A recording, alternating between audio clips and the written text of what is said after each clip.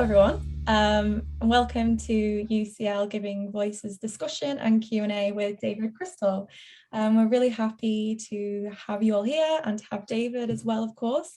For those of you who don't know me, my name is Lisa and I am the Giving Voice president for this year, and I'm going to be leading the first half of the session tonight.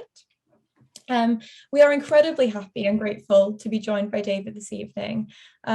His accessible, diverse and genuinely interesting work was a huge influence for me personally in my love of language and linguistics. And I'm sure that everyone in this chat can agree with that as well. So as I said, the event's going to start with a discussion with David about his work, and towards the end we are going to open up to a live Q&A as well as some questions that have been sent in beforehand. So take note of any questions that arise throughout the discussion and we can get to them towards the end. We have the rest of our lovely committee on standby just in case anyone has any technical difficulties. And also just to let everyone know that this is being recorded to be put up on YouTube. So if you're not comfortable with having your camera on, no problem. So to try and introduce David, not that he really needs it to be honest, but David Crystal is a globally recognized linguist, author, editor and academic. After studying here at UCL between 1959 and 1962, he lectured at Bangor and Reading University, where he began developing his research and career as the prominent linguist we recognize today. David has authored, co-authored and edited over 120 books on a variety of subjects, including How Language Works, Let's Talk, How English Conversation Works, You Say Potato, a book on English accents, and Texting, the Great Debate, just to name a few. More recently, David has focused on how the internet and texting impact the English language and how attitudes to these mediums shift and develop within society. The concept of English as a global language has also been a topic of interest to him, and topics that he continues to share as he lectures budding linguists and learners of English all around the world. Appearing on BBC Radio, podcasts and other international platforms such as the Edinburgh Book Festival, David has reached millions of people with his descriptive approach to language and continues to contribute significantly to the field of linguistics today. So thank you so much for being here, David. How are you doing? Well, thank you for all that. Well, gosh, yes, life going before my eyes there. Yeah, it's a pleasure. Nice to be with you all. Nice to be with you all. I'm speaking to you from my home in Holyhead in North Wales. This is my little sty where I try and write these things and get on with life. And hardly ever leave it these days, of course. In the old days, you know, I used to go out into an outside world. I suppose it still exists, but hardly ever travel around now for obvious reasons. And here we are. So yeah, happy to chat to you and thanks for your interest. Brilliant. Yeah, so I guess that kind of takes me on to the first kind of topic I want to discuss with you really is COVID, which is very topical. Everyone's kind of sick of talking about it. But I guess how has your work changed over the past 2 years? Well, no travel. That's the basic thing. Yes, as I mentioned, I mean, in the old days, I mean, I was on the road a lot, you know, I mean, a lot, you know, 200 days in the year. Hillary and I would be out and about doing a whole variety of things, not so much clinical work these days. We can talk about that later, but just general stuff because of the interest in language that is out there. I mean, half those 200 days would be in schools, usually A-level, you know, English language A-level, that sort of thing, where there's a huge interest in language now. And of course, it's going down the school a little bit. So, you know, when I go to do wrong tense, when I used to go and talk to sixth formers, if you remember what they were, that's my terminology. Sometimes GCSE students would come in as well. I don't go much further down the school though, and certainly not into primary school. Just once I went to a primary school and did some talks there and I was so scared. Oh gosh, those little 6, 7-year-olds, they scared the devil out of me. They suck energy out of you in a way that I'm not used to with A-level students, you know. So anyway, that's all stopped. I do the occasional online thing, but not very much, mainly because it's problematic in schools. Mhm. Then the other half of the visits are things like bookshops, you see, and literary festivals and things like that. And they all stopped, or pretty well. They're starting to come around again now, but not very much. And so that's been the main impact. But what has replaced it? Well, what's replaced it has been a huge amount of online interaction like we're having now. And indeed, I've been to parts of the world I would never otherwise have got to, thanks to the online interaction and platforms like Zoom. I mean, I've talked recently to Iran and Iraq. I'd never have got there normally. So suddenly a new kind of range of audiences has come into being that wasn't there before. And then you have to get used to it. So there's the linguistics of all of this as well. The big difference with working online, as you all know, I'm sure, because you'll have experienced it, is, well, what's the difference? What's the main difference between online conversations and face-to-face conversations? Well, face-to-face conversation has one absolutely crucial feature without which it is not possible to have a conversation, and that is simultaneous feedback. Simultaneous feedback when two people, he's speaking, he isn't, he's listening, or she, we must be gender neutral these days. They are speaking and they are listening. And this one's doing all the nattering. And this one is doing what? Not staying passive. This one is going, yeah, sure, really? No, good heavens. And this is what is called simultaneous feedback. Now, without that, the conversation will break down.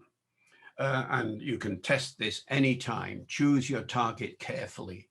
And at a certain point in the conversation, withhold your feedback. Just don't do anything. And the other person will yada, yada, yada, and then stop and say, hello, are you all right? You're not having a stroke, are you? Have I offended you in some way? You can't carry on without that feedback. As soon as I say that, you see the difference with the conversation we're having now. I'm getting no feedback.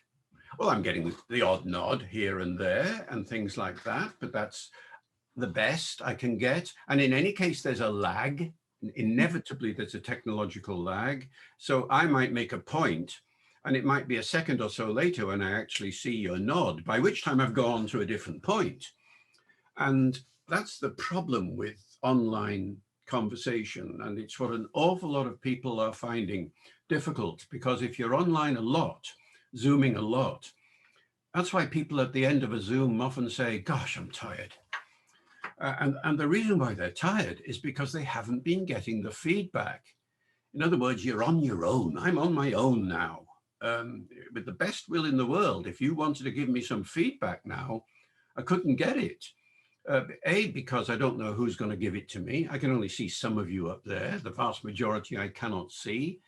In any case, we're all trained not to give feedback when somebody is talking online. And so it's a wholly artificial situation and a very tiring one. And if you're not used to it, well, people have great problems maintaining a satisfactory interaction. So I think we're learning a great deal. I think the more we experience this kind of interaction, the more natural it will become, but it can never inevitably become the same as face-to-face. So heaven help those of us who are having to, not me, fortunately, I'm too old, but teachers and speech and language therapists too, having to do some online interaction. It's a totally different world, isn't it? Definitely. I know I found myself towards like the start of this kind of change to online. I would be over giving the feedback online and it would just get in the way because of like lag. And it would come across like I was interrupting someone when I was just being like, yeah, completely. And it just was completely miscommunicated and it just came across as annoying to the speaker. And I've had to like train myself to be like, no, just sit back and like let them speak because it just doesn't communicate in that same way. You have to. And yeah. it's not, this link is quite good at the moment. The lag is very, very small. But I've been in conversations, especially with, third world countries or even second world countries where the communication is not so good. Mm-hmm. And that lag has been 5 or 6 seconds, or even more. Mhm. which is impossible to handle really. In other words, we end up lecturing at each other all the time. Mhm. It's true. Yeah, exactly. No, I know speech and language therapy has gone a lot more like teletherapy, and obviously we had a whole year of lectures online last year, and it's just it's bizarre. But I do agree with what you said about it. You can reach so many more people, like speech and language therapy, for example. It just being able to do it online makes it so much more accessible for people that might not have been able to get out of the house and go to a clinic one time a week, or get out and go to a really important support group that would really help them. So there's definitely that pro there. You can do some nice clever things once you master the Hmm, technology. So you can bring on your puppets and all the rest of it and have a lovely, yeah, nice, lively time with animated stuff. And I've seen some very good examples of that. But you do have to have mastered the technology to do yeah. that well. That's true. I think that's it, isn't it? And I know a lot of your work is in language development, language acquisition, and that area. And I know over the pandemic, I've seen numerous kind of news articles and, heard about it in lectures as well, that the impact the lockdown had on children's language development, and how, being homeschooled and not kind of having that socialization in nurseries as much. So I don't know if you want to tell us a little bit about what impact do you think this has had on language development in babies who've been born during the pandemic, really, I suppose. It's too soon to say, really. Mm, Um, every time a new technology has come along, people have talked about the supposed impact of the technology on language acquisition. And each time the initial kind of knee-jerk reaction has turned out to be only part of the story. I mean, to go back a generation, when television came into being and the kids started watching television all the time, and people would say, oh, television is I'm talking, when I say kids now, I'm talking about, primary school kids and so on. And people would say, oh, they're in front of the telly all day long. The television is stopping their language development, and so nobody's talking to them anymore. Things like this. What was forgotten is that next day in school, the main topic of conversation was, what were you seeing on television last night? And if you hadn't watched it, you're not going to be able to carry on a conversation the next day.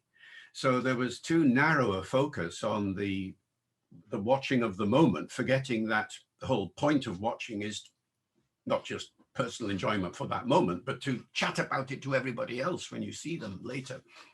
And so, eventually it was realized that actually television wasn't quite such a bad deal as everybody thought it was. And I suspect the same thing is happening here.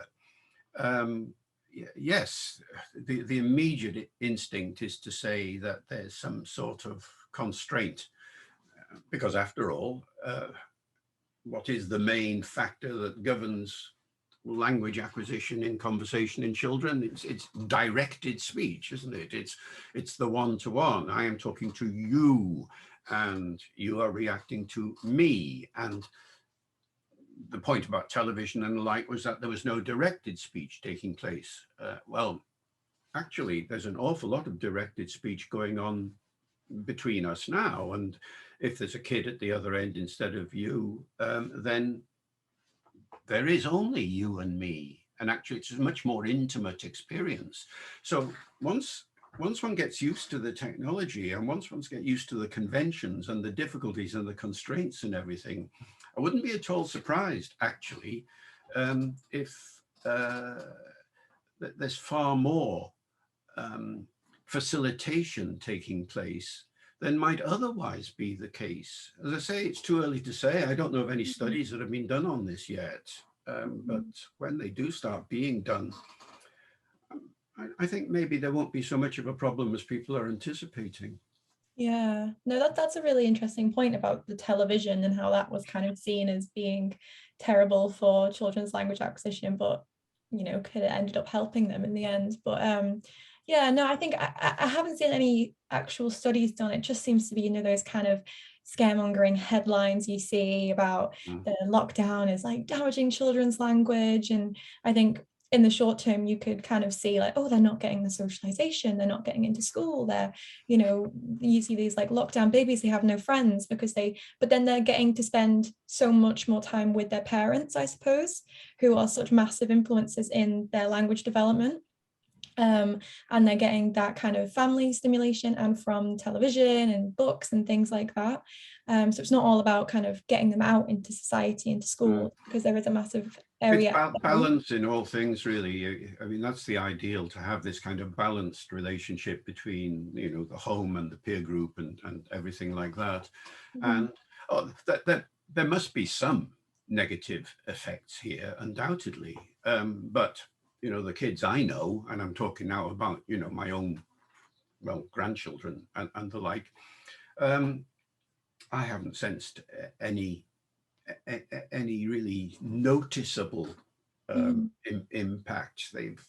They've managed to survive in a absolutely fascinating way.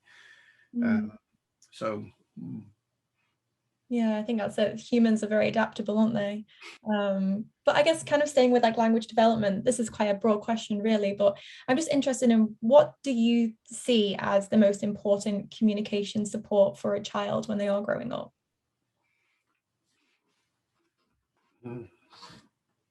Well, I remember when I used to do this kind of thing routinely, either in a clinical context or outside of it.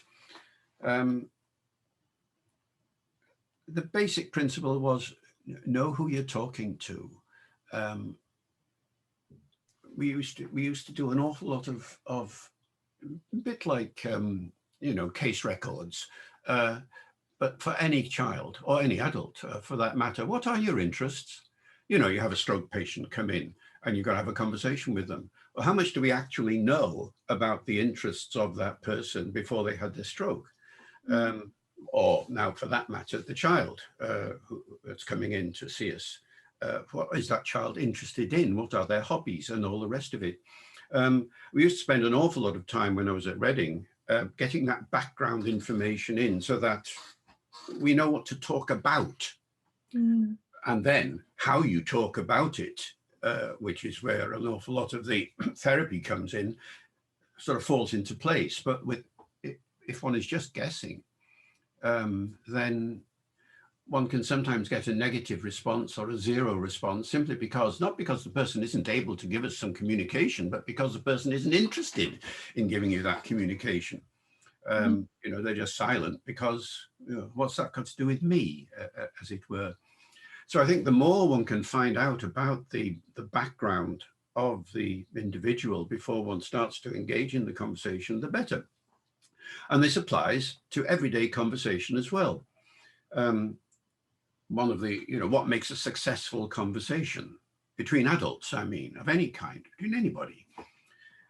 And the answer is, everybody's got to be able to make a contribution. So if there's 2 of us or 3 of us or 4 of us in a room, and at the end of the evening, say it's an evening chat, you say to them, did you enjoy the conversation? The answer will be yes or no, depending on various things. And one of the big things was the person who says, I never got a chance to say anything, you know, so-and-so was chattering all the time, you know, I couldn't get my oar in at all. Or the subject, I didn't know anything about what they were talking about, you know. So a successful conversation requires that kind of balance where everybody can make a contribution of some sort to the topic. And sensitive conversationalists will sense that the conversation has gone off in a direction where, oh, Fred over there, he hasn't said anything for, you know, you're not saying this out loud, you know, Fred hasn't said anything for the last 5 minutes.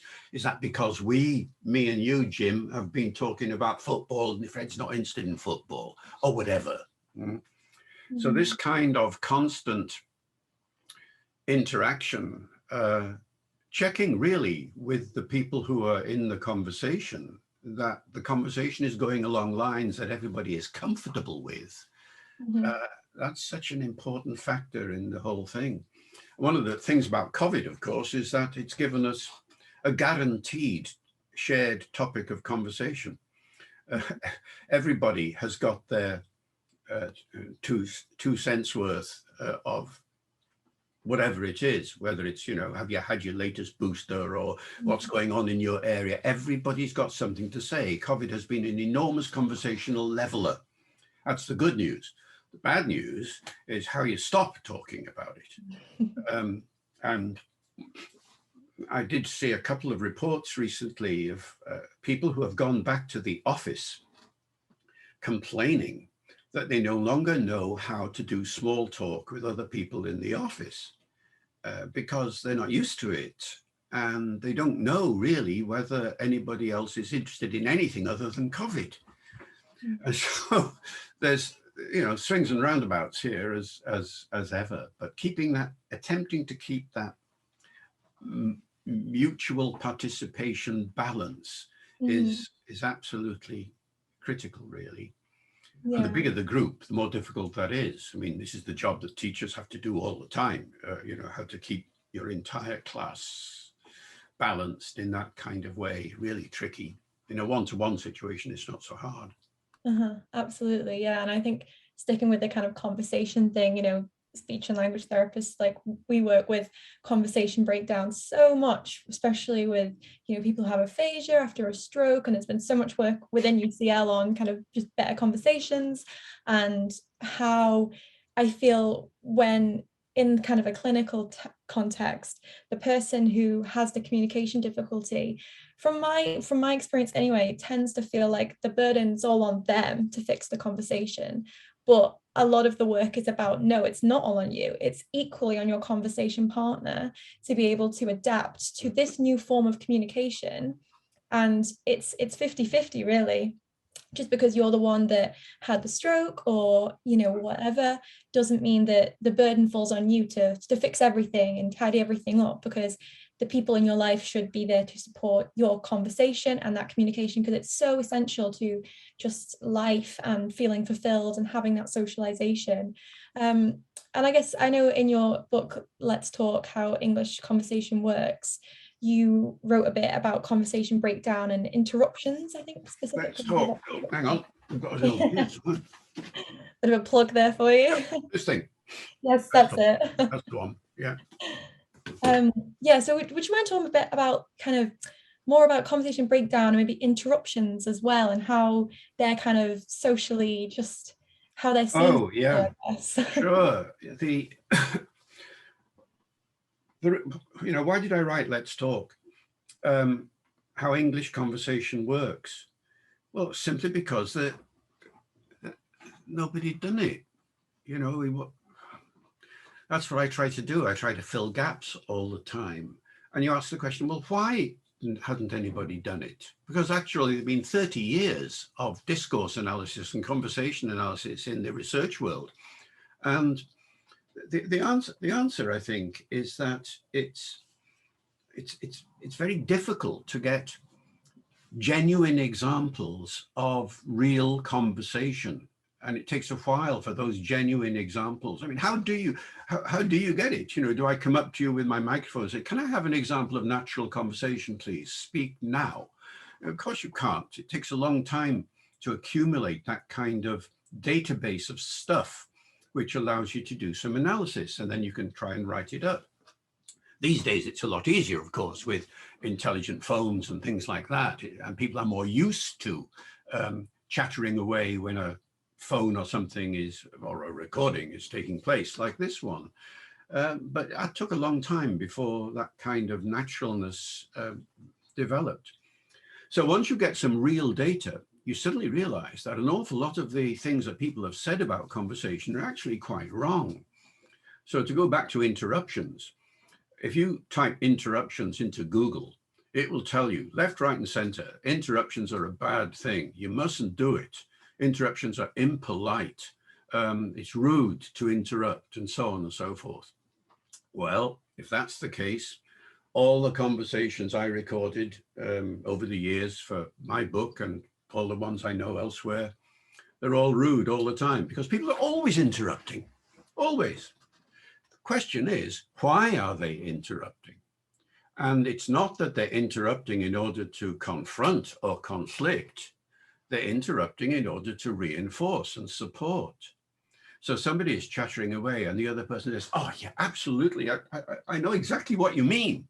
That's an interruption, but it's a reinforcing interruption. And it's back to simultaneous feedback in a way.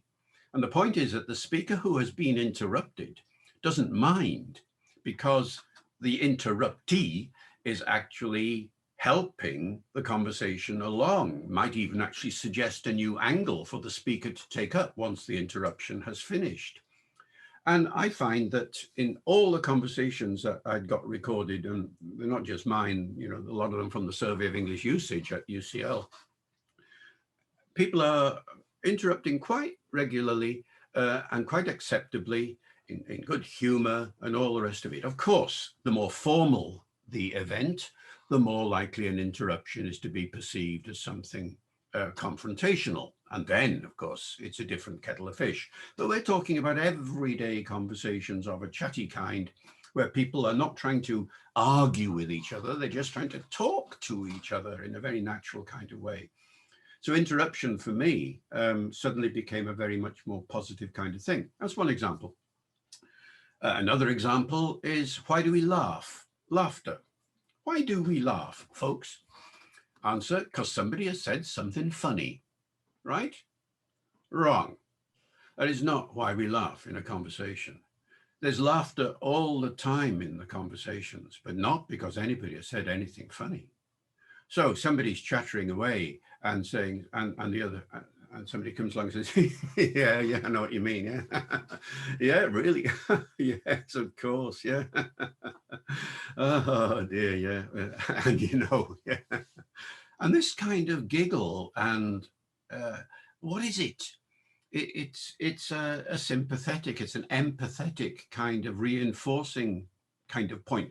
It's basically saying the conversation's going along fine. You haven't said anything funny. No, I'm just agreeing with you. And the giggle is showing that I'm agreeing, or at least I'm wanting you to carry on talking in the way you are, because everything's going fine, you know. So laughter suddenly ends up having a wider range of functions than people traditionally thought it had.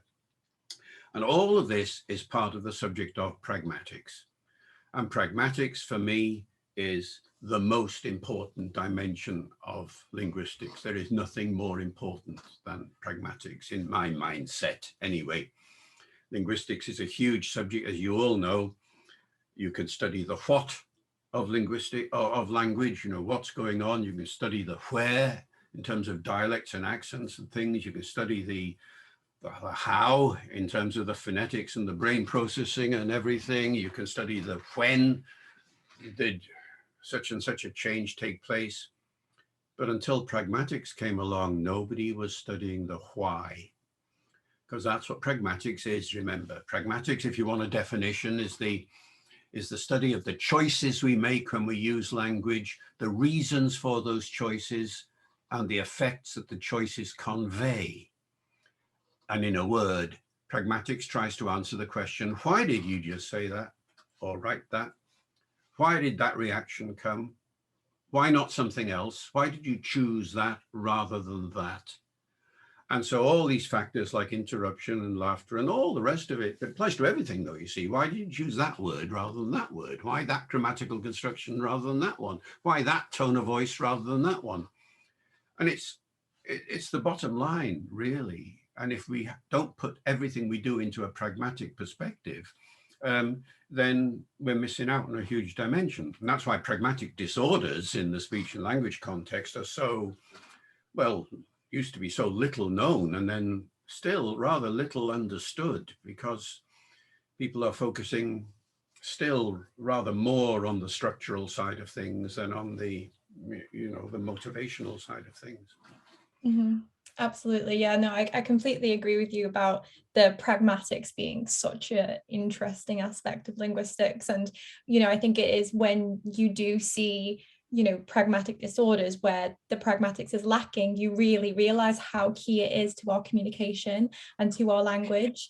And I think going back to the interruptions thing, I was just thinking, I was like, some of the best conversations I've had with my friends and my family, we've all been talking at the same time. We've all just been overlapping each other, interrupting left, right, and center. But it's when it's when you know you're at that comfortable level and it's social and it's informal, those interruptions are, you kind of crave them almost, because it shows that people care about what you're talking about and they have something to add and they want to reinforce you and lift you up a bit.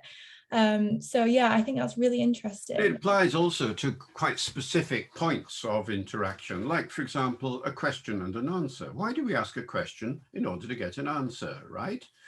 No, not right. Not all the time, especially in a pragmatic context. Questions will get answered, maybe, but indirectly. I'm now thinking of the kind of conversation we used to have in this house once upon a time, where there was me and there was Hilary, that some of you saw at the beginning, and there was Lucy and there was Ben. And we're all sitting around the table. And at one point, Hilary says to Lucy, "Are you going out this evening?" And Lucy replies in inverted commas, "I wonder where my coat is." And Ben says, "Oh, I think I saw it in the hall." And I say, "Are you going out then?" And she says, "I'll go and get it later."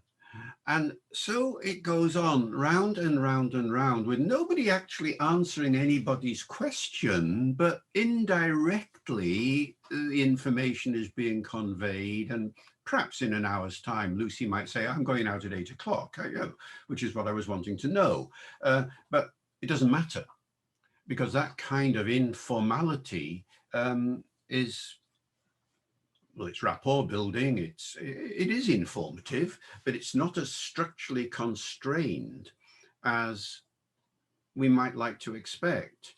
And I remember now many cases where you're in a clinical context, you ask somebody a question, and it's what we all do all the time, what's happening in the picture or whatever it might happen to be, and we are expecting a very specific response, are we not? And what we get is something, what's happening in the picture, pointing to a bus. And the answer is, "I was sick," or something. Because in the head of the person is, "Last time I went on a bus, I was sick. And so that's the thing I want to tell you about more than anything else." And that kind of indirectness is actually quite normal, so long as you do have the choice of being more specific if occasion demands it, which of course is where you guys all come in. Mm-hmm. Yeah, absolutely.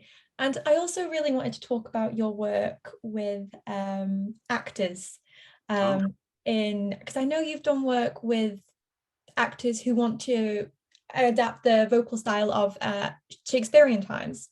And obviously, speech and language therapists, we work with voice a lot, more like voice disorders, and the professions that tend to have those voice disorders do tend to be the people that use their voices a lot: teachers, actors, singers.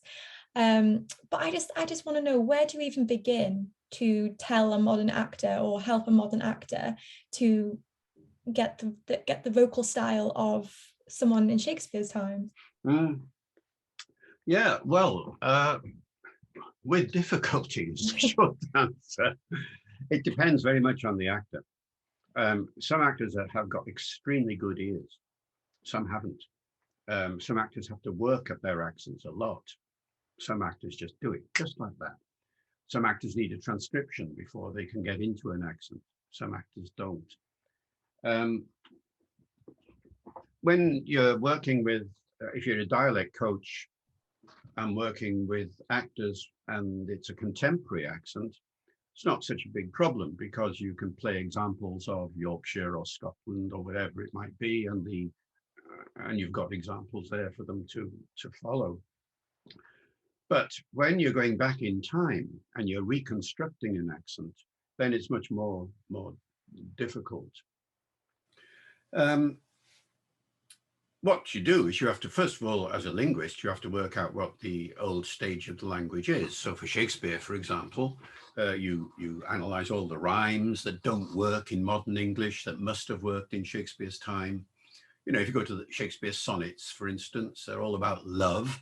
And he rhymes the word love with words like prove and move. And you think, what's going on? Did you not know how to rhyme, Will? Of course he knows how to rhyme. The point is, it was either love and move, or loove and move? Which one was it? And now you go to other kinds of evidence, people who wrote at the time, who would actually describe it and say, no, the vowel is short. You think, oh, there we are. Now I know it's love and move, love and prov, and so on. So you do an awful lot of research of that kind. This is done in historical phonology. That's, you know, the business of historical phonologists. And if you're interested in that side of things, there's a website I did some years ago, which is still around. It's called originalpronunciation.com. And you can listen to examples of Shakespeare there, or Old English, or some other areas as well. And once you've done that kind of research, then you can produce examples and start work with the actors. So instead of, oh, for a muse of fire that would ascend the brightest heaven of invention, you know, in my best RP, not very good at RP because I'm from Wales, you see. Well, in Shakespeare's time, oh, for a muse of fire that would ascend the brightest heaven of invention. Kingdom for a stage, princes to act and monarchs to behold a swelling scene. Sounds now to British ears rather West Country-ish in some ways because of the R after the vowel. But it's not just West Country, because oh, for a muse of fire, not oh, for a muse of fire.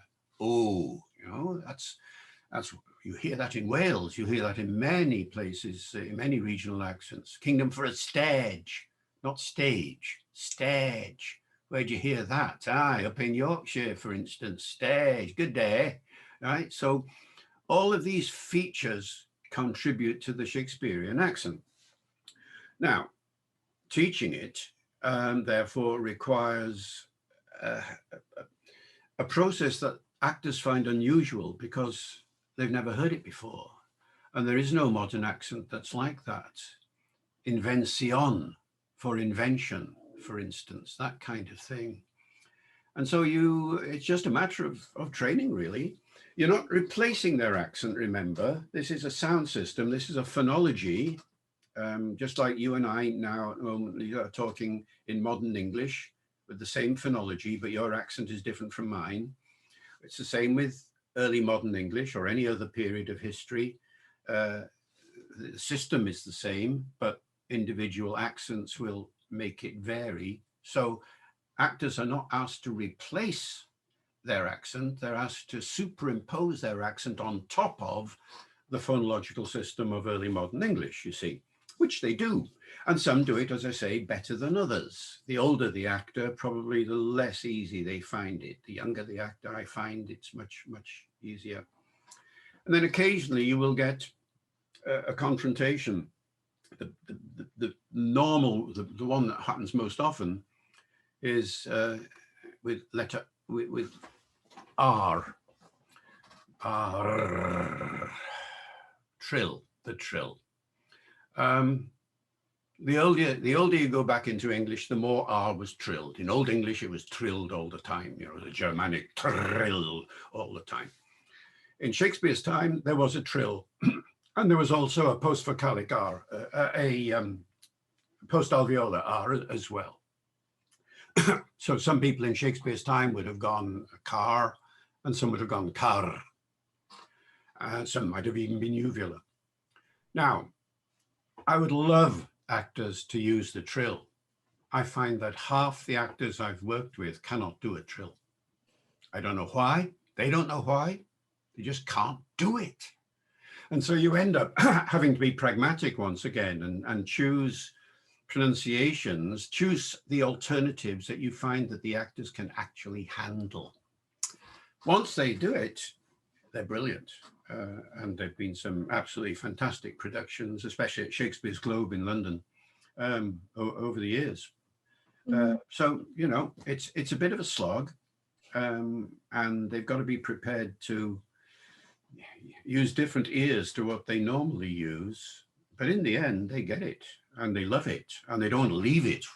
You know, once you've heard Shakespeare in OP, in original pronunciation, you don't leave it. Yeah, absolutely. I find that so interesting because I did English literature for undergraduate, so I love this kind of crossover of the literature and the language. So I'm just aware of time, and I want to make sure that we have time for questions as Oh, well. sure. So I'm just going to pass over to Laura and Isla, who are going to lead on the Q&A. Okay, over to you guys. Hi, so my name is Isla. I'm another member of the Giving Voice committee. Just a few notes before we start with questions. If you put up your hand, then Laura and I will read out your name, and then you're welcome to say your question to the group. Obviously, if you'd rather post it in the chat, then that's absolutely fine. Laura and I will be keeping an eye on that, and we will read them out if you would like to. And we will probably start with a couple of the questions that have been sent in.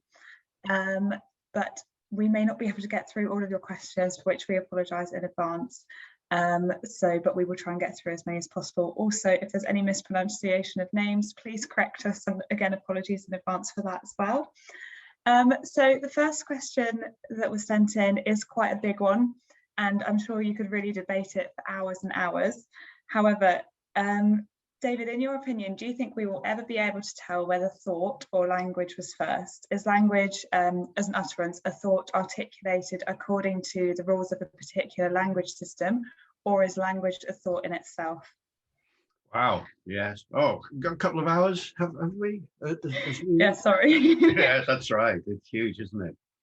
And the reason why it's huge is because it's controversial, and there are the two points of view, you know, and there's evidence whenever you come across a theory and there's a huge controversy about it, then both sides are right.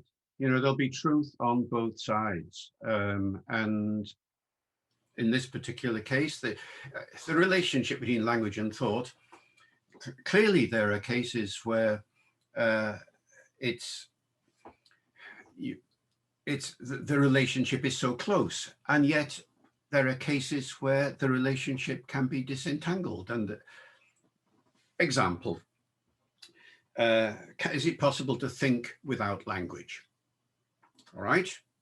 Now, guys, wherever you are, what I want you to do is now just think how when you last made a trip somewhere, how did it work? Where did you go? You left the house, you went down the street, and you crossed the street, and you got on a bus. Now think it through as you got to your destination. No language there at all, right? So it's perfectly possible to have rational thought, sequencing, and all the rest of it.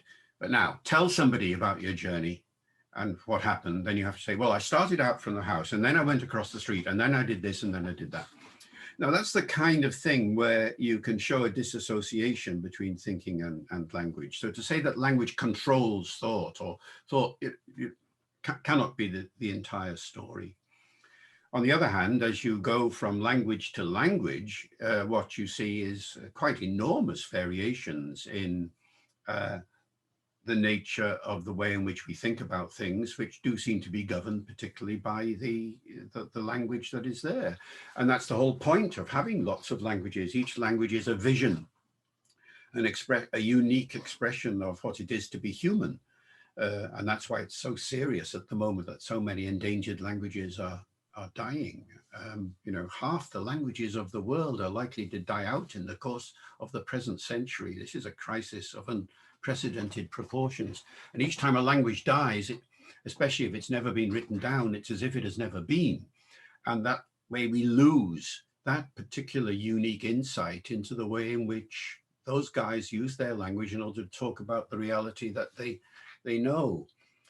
So as you look at language comparisons, then clearly the uniqueness of the individual languages and cultures becomes the dominant thing.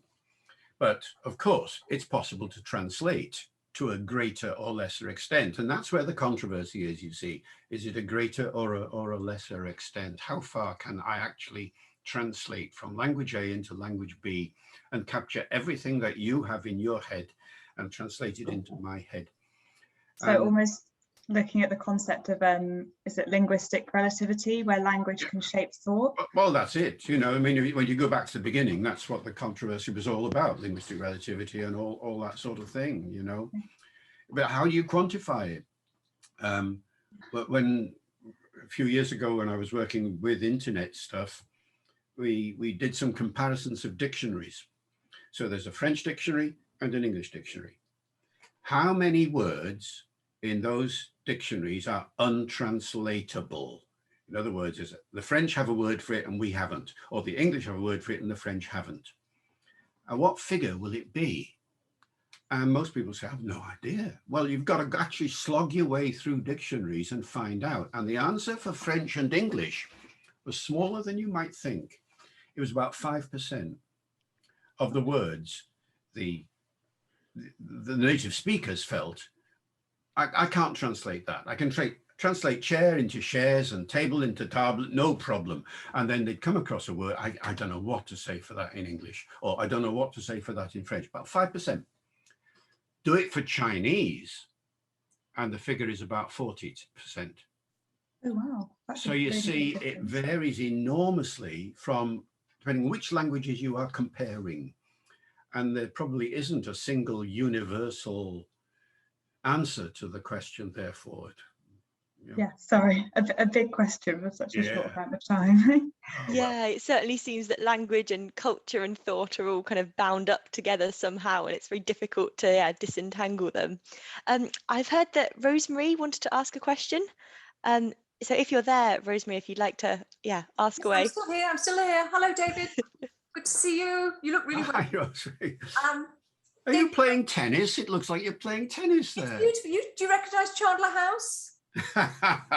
It's Chandler House. Its original function was one of the first medical schools for women. Oh, right. And these are some of this is the courtyard at the back of Chandler House, and these are some of the very early students playing tennis in the courtyard. So it's kind of lovely. Oh, it's lovely to see you. David, you're the father of clinical linguistics. Before you came along, these guys probably don't know we were dealing with terms like word salad to describe maybe speech. I think that's your example. I've just pinched it from you. And, with things like profiling linguistic disability, huge contributions to what we do.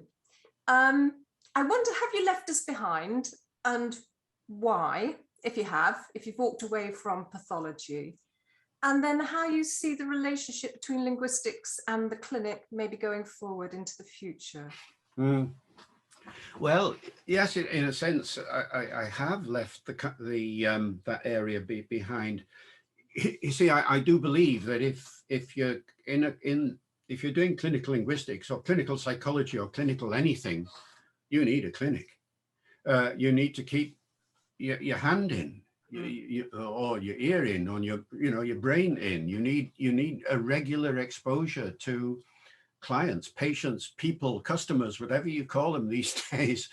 And as soon as I left Reading, that clinical world disappeared for me. So I was able to carry on a little bit, and did so for a while in a kind of visiting way, but slowly, I began to feel a bit distanced from it. So it became much more a cerebral kind of thing rather than a hands-on kind of thing. Fortunately, when we moved up here to Wales, I was able to keep in touch a little bit because I did some, clinical lectures and things for Bangor. And of course, Hilary, who's a speech therapist, had some private patients. She couldn't work for the NHS up here because she didn't speak Welsh, but she did have a number of private patients. So we collaborated on some of those for a while. But then, gradually, age and everything coming along, she hasn't maintained her registration because, feels so out of date now.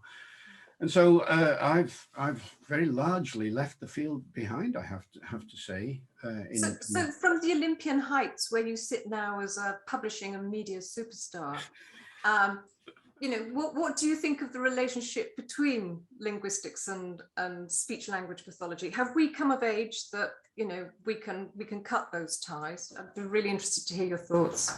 Well, I mean, the answer is, I don't know. You see, I don't actually know what's going on in the teaching world at the moment, how much a lot of the stuff that we were doing in the, well, heck, it's 50 years ago now, you know, 1976 for LASP, and profiling disability coming on a little while afterwards. I have no idea, to be honest, just how routinely these profiles and so on are actually being used in the teaching world, or indeed for that matter in individual clinics.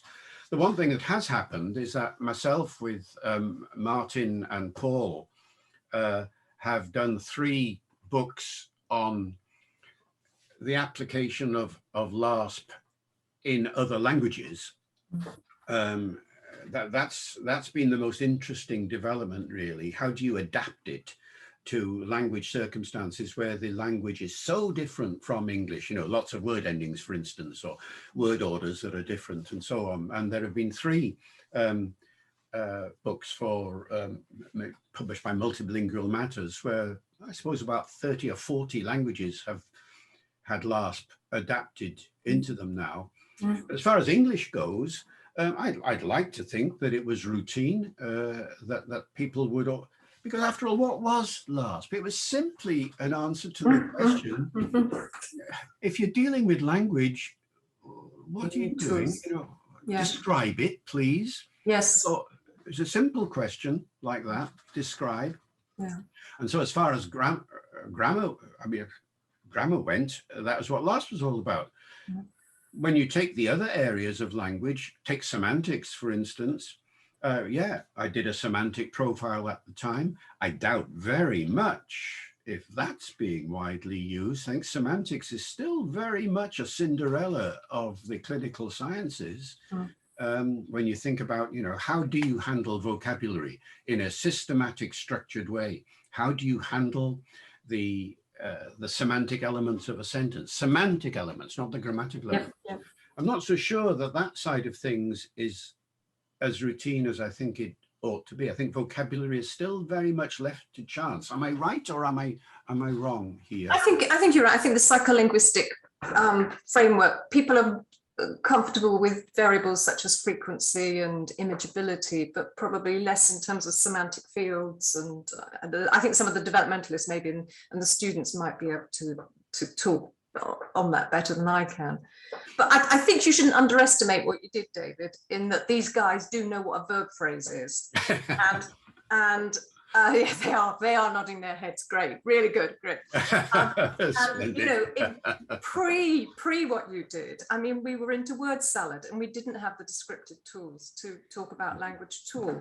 So whether I don't know, some of the developmentalists might say, I mean, students might say whether LASP is still something part of your arsenal in terms of what you're doing, but you do know what a verb phrase is.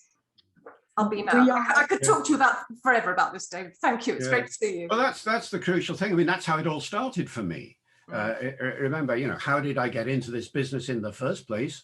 Well, I was sitting in my office in Reading, minding my own business, teaching language acquisition, and the phone rings, and it's the audiology unit of the Royal Berkshire Hospital. And they say, can I speak to Kevin Murphy, the audiologist there, saying, can I speak to somebody who knows about children's language, please? And I said, well, actually, that's me. And he said, well, look, I don't know whether you could come down, could you? Because we've got a kiddie here. She's 3.5 and she's not saying very much. And we're not quite sure what to do with her. Her hearing's fine. So I went down and saw little Jilly, and in modern terms now, absolutely classic case of language delay. She was talking just like a 1.5-year-old instead of a 3.5-year-old. So they said, you know, what do we do? And I said, well, it's very straightforward, because look, if you, just having listened to her for half an hour, it's clear she's got a very a noun bias, but she hasn't got very many verbs. So why not start with some, and I would use terms like verb phrase and things like this, and suddenly realize that everybody was looking at me in a strange way. And Kevin would say, sorry, what was that prepositional? Sorry, what was that? Remember, we're dealing with a generation then that had no grammatical training in school at all. Grammar had just gone out of schools completely since the 1960s.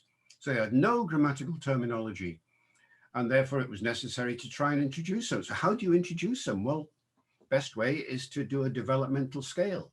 And that was the origins of the last project. Took a few years to get to that, of course, but that's how it all started, indeed.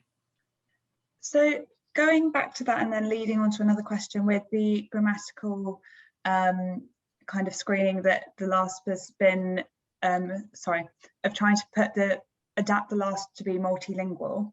Do you think that there is, that the rules of logic are universal for all languages? How can you apply one screening test to so many things? And does that then kind of underpin that there is a logic that's universal for maybe not all languages, but a very large majority of maybe modern languages? Oh, there are certainly language universals, but they are so general and so abstract that they're light years away from the kind of specifics that you and I would want to introduce when working with an individual patient in a particular context. I mean, Chomsky used to say that his work was of no practical relevance whatsoever, you know, to language teaching and things like that. He was not interested in it, and he didn't see how it could be easily applied.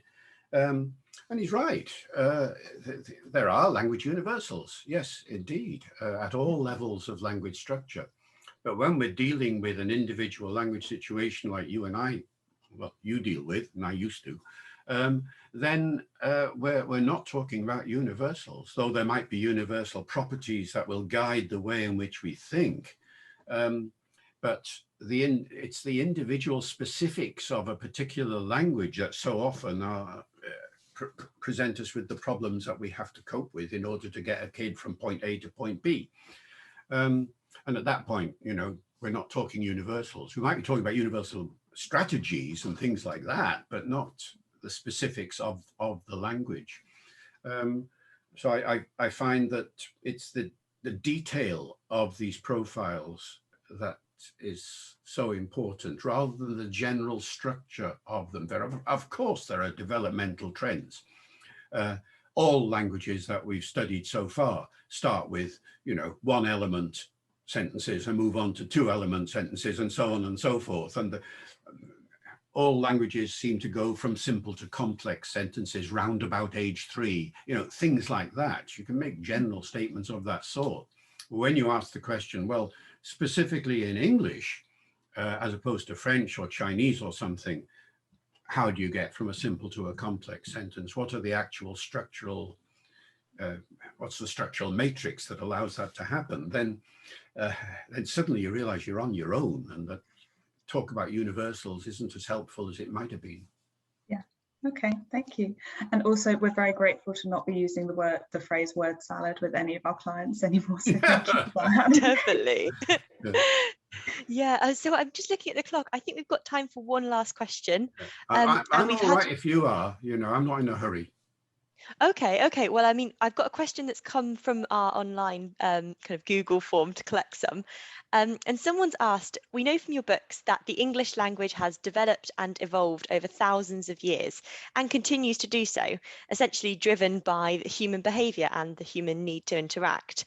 As speech and language therapists, can we learn from these processes of adaptation, for example, applying the adaptation of language like that to someone who's had a stroke and is relearning? Are we talking here about the history of language? Or... So they've asked about kind of how English has changed over, you know, thousands of years, kind of reflecting, I guess, what humans want to communicate and how that's changed over time. And I guess they're wondering about the flexibility of language and whether understanding that flexibility could help us in clinical contexts. Yeah, oh, I'm sure it can. I mean, this is what I meant a few minutes ago when I said there are certain strategies which can be very helpful. And knowing, but it depends now which area of the language you're talking about. So knowing, for example, how sounds change over the centuries, phonological change generally, and the phonetic factors that motivate that are going to be pretty similar to phonetic factors and the phonological change that takes place as a child is you know, learning to talk, or if one is trying to reconstruct a sound system from an adult who has lost it for whatever reason. So there are parallels and interactions. Not that many people have tried to make that relationship explicit in their thinking. I mean, not so much in the therapy world, in the second language teaching world it has been. I mean, there's been a lot of talk there about integrating historical change and phonological change in children, in normal children, and second language teaching interference type problems when you're learning a second language and so on. Much more work done there than there has been in our world, I think. But yes, it's always very illuminating. But once again, it depends very much on the area of language you're dealing with. I think phonology is the area which most usefully can be developed in that way. Grammar, harder, because the grammatical change has been more dramatic, and therefore the earlier stages in the history of English where there was a lot of inflectional ending and so on, not so relevant to us these days. But even so, there will be points of connection, and seeing how language has changed over the centuries in that respect it's informative, but how specifically useful is it likely to be? I don't know. Yeah, I guess it's such a slow process, isn't it? Taking place over, so many centuries. And then when someone has a stroke, that's, comparatively far, far quicker. And then therefore the process of language learning, I guess, is going to be so much slower. So much faster in the case of a stroke compared to the slow kind of steady pruning that you get over thousands of years. But yeah, it's really interesting. Yeah, but on the other hand, the strategies can be very, very similar. I mean, the sorts of things that have happened when a language has developed and changed.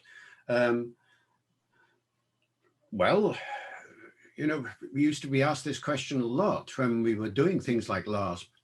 LASP was based on child development. So the question was, can we use the LASP chart for adults, like stroke patients and so like aphasics? And the answer was, well, let's suck it and see.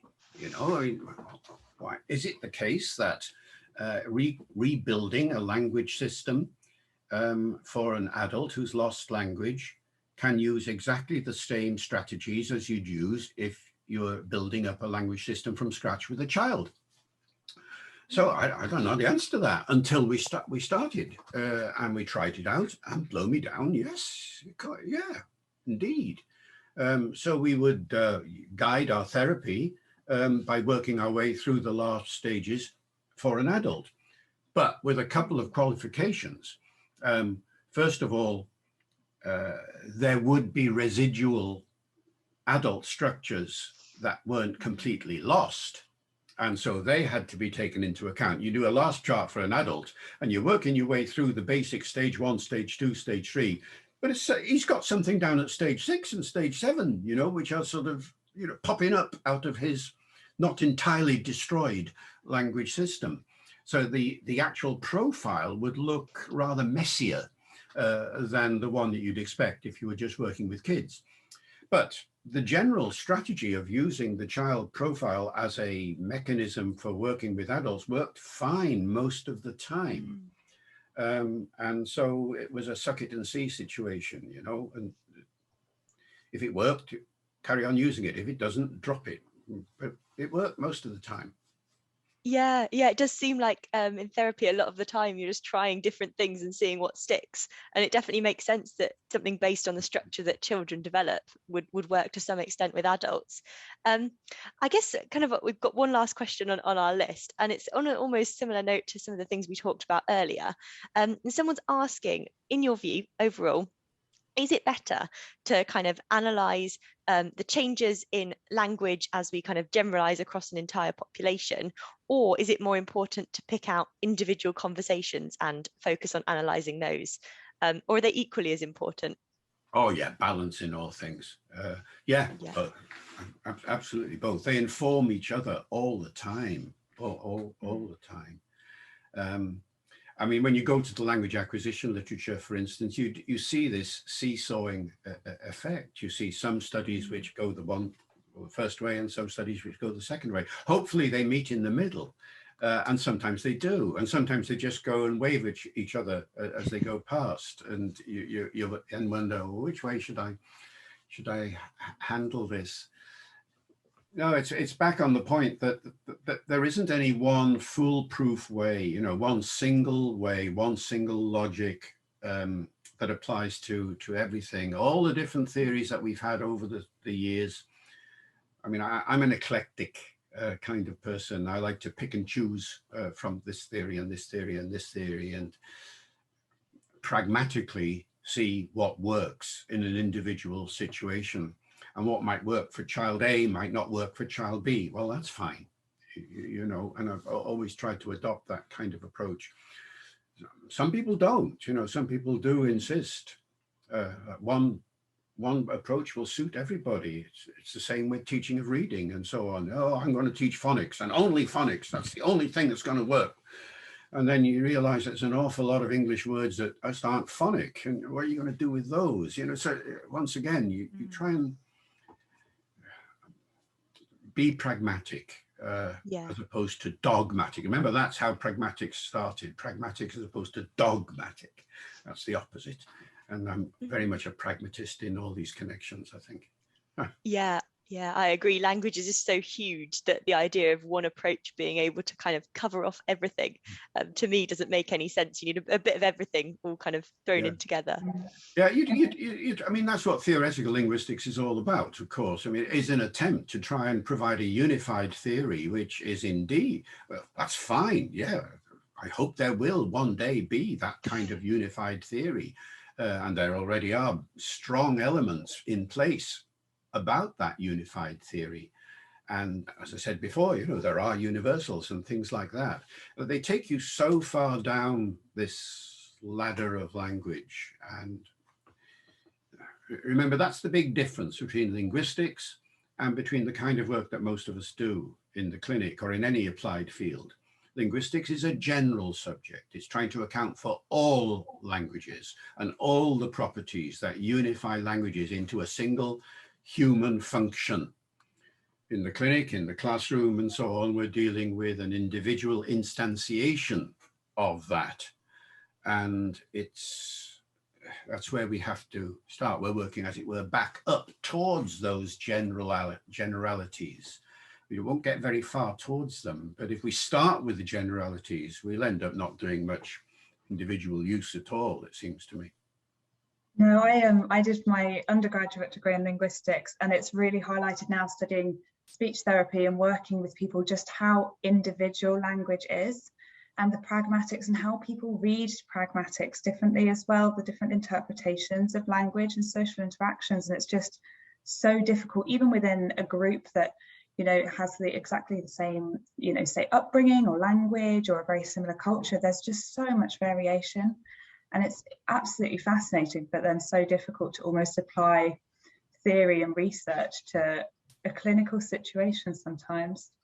Yeah, the variation is so important. You know, we've talked a little bit about language change. These are the two driving forces behind language change and language variation.